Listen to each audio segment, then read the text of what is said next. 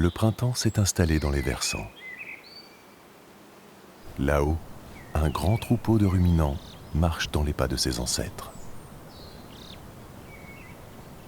Un spectacle qui a failli disparaître, car il est resté moins d'une cinquantaine de bouquetins à travers toutes les Alpes.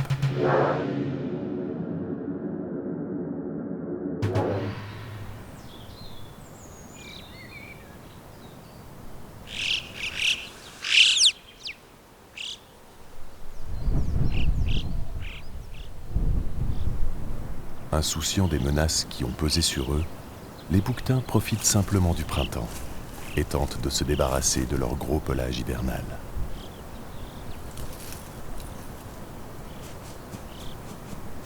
Séance de grattage et de toboggan le long du versant.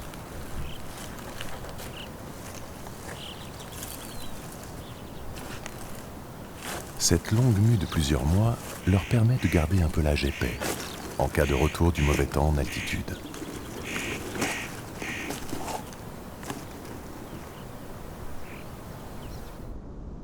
Au-delà de la brume, des silhouettes aux cornes plus petites sont en mouvement. Les femelles, appelées étagnes, sont elles aussi regroupées en troupeaux.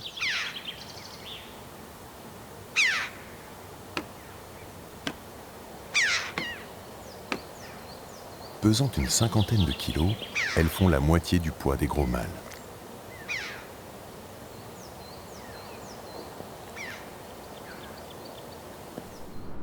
Au mois de juin, les femelles s'écartent du troupeau.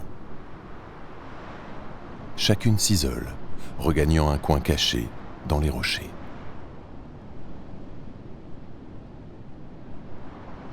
Là-haut, elles iront mettre bas à l'abri du regard des prédateurs.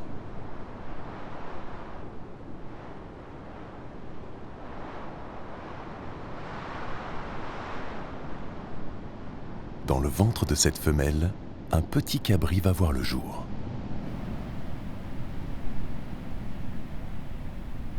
Ibex découvre la montagne.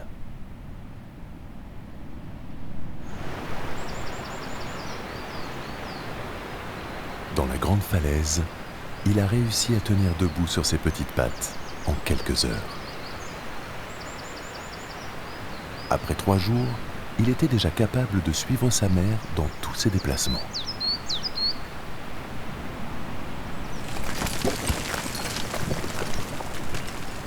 Il est aujourd'hui âgé de 2 semaines et la paroi est devenue son terrain de jeu vertigineux.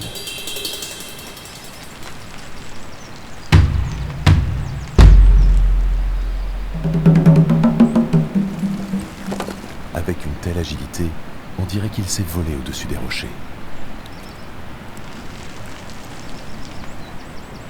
Mais les cabris ont été un jour au cœur d'enjeux entre les pays. Les tout derniers bouquetins survivaient dans la réserve royale de Victor Emmanuel, le Grand Paradis, en Italie.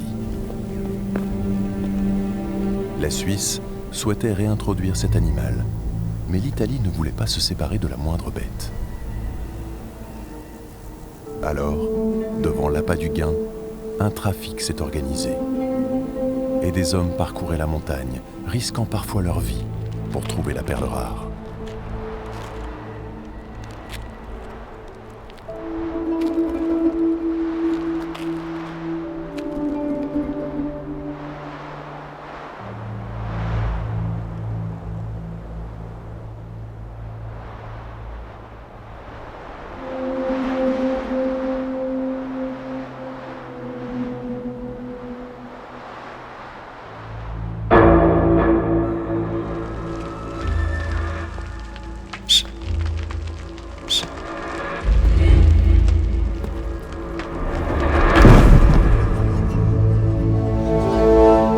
Capturés vivants, les cabris voyageaient à dos d'homme. Le prix d'un cabri était équivalent à 30 000 € dans les zoos en Suisse. De 1880 à 1940, ce serait près de 200 animaux qui ont ainsi transité.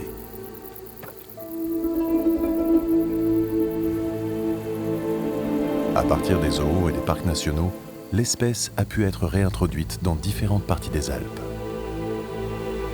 Mais comble de l'histoire, l'Italie a dû racheter des cabris à la Suisse pour renforcer sa population. Ainsi, aujourd'hui, tous les bouquetins des Alpes seraient des descendants des bouquetins du Grand Paradis. Certains étant passés par des zoos avant de retourner à l'état sauvage. Mais les études génétiques récentes dévoilent qu'un tout petit noyau de population aurait probablement survécu en France, dans des coins cachés du glacier de la Grande Casse, où le parc de la Vanoise fut créé en 1963 pour sauver cette espèce.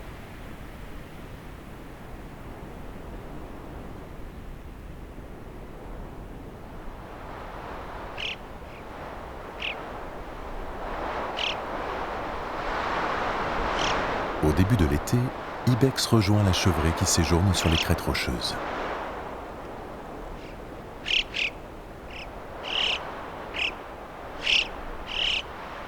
Là-haut, il en découvre chaque jour un peu plus sur son milieu de vie.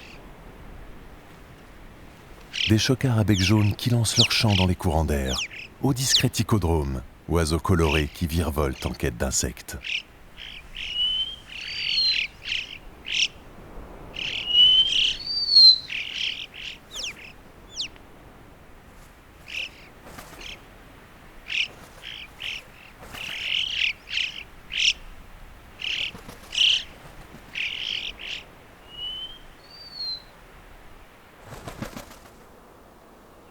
Les cabris sont constamment sous la surveillance de leur mère. Et attention si on gêne le moindre déplacement.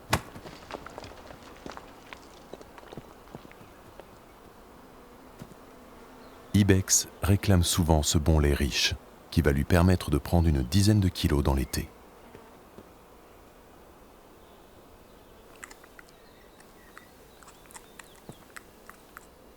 Mais il faut faire attention. Le vide n'est pas le plus grand danger de la paroi.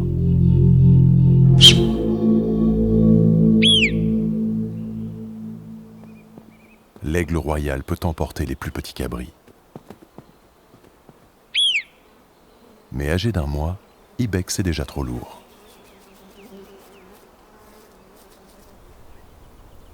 Aujourd'hui, l'aigle est plutôt en quête de marmottes pour aller nourrir ses petits aiglons.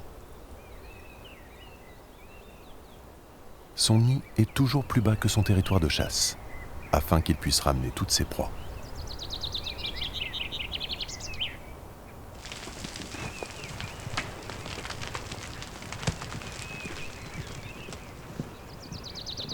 À cette période, toute la vie sauvage est en effervescence. Histoire de chamois et de piquets-pêches, de fourmis et de campagnols.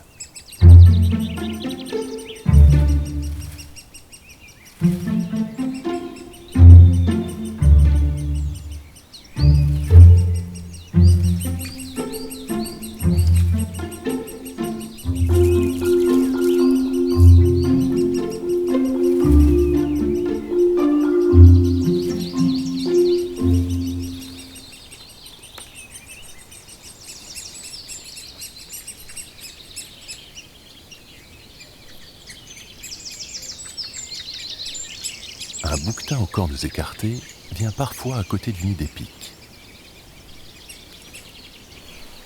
Sa silhouette originale rappelle son cousin, le bouquetin ibérique, qui a été réintroduit dans les Pyrénées françaises en 2014.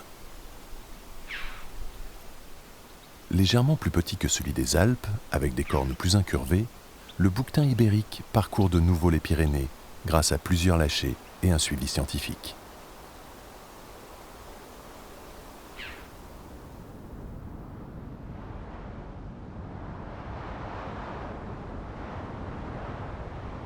Au cœur de l'été, Ibex atteint sa plus haute zone en altitude.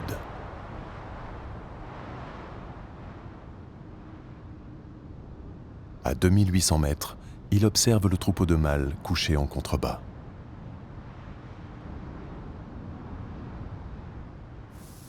Assommés par la chaleur, ces derniers se reposent. Les sabots, qui d'habitude gravissent les grandes falaises, sont au repos. C'est ce pied si sûr, avec un intérieur souple et rugueux, un bord semi-rigide, et pas de membrane entre les deux ongles afin de s'adapter parfaitement à la forme du rocher, qui leur permet de tenir en équilibre.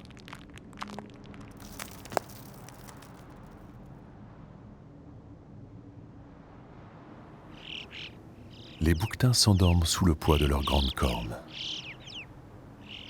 Celles-ci pointent dès leur naissance et vont pousser tout au long de leur vie. Elles pourront atteindre 1 mètre de longueur et peser plusieurs kilos. Contrairement aux idées reçues, ce ne sont pas les bosses qui indiquent l'âge du bouquetin, mais de fines rainures très marquées.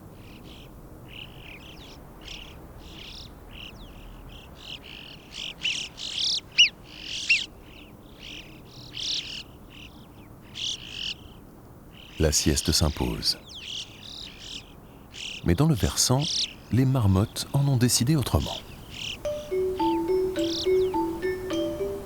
Les minuscules marmotons sont de sortie.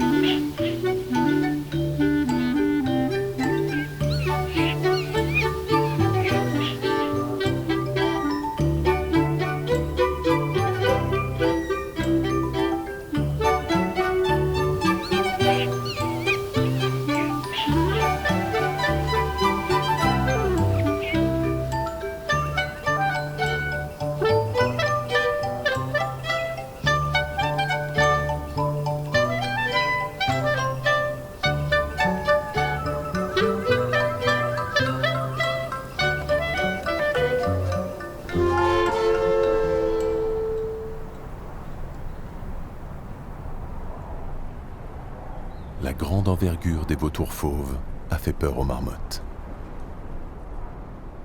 Mais un autre animal arrive sur le territoire des bouquetins. Ibex préfère monter dans la paroi, où les humains ne sont pas très à l'aise.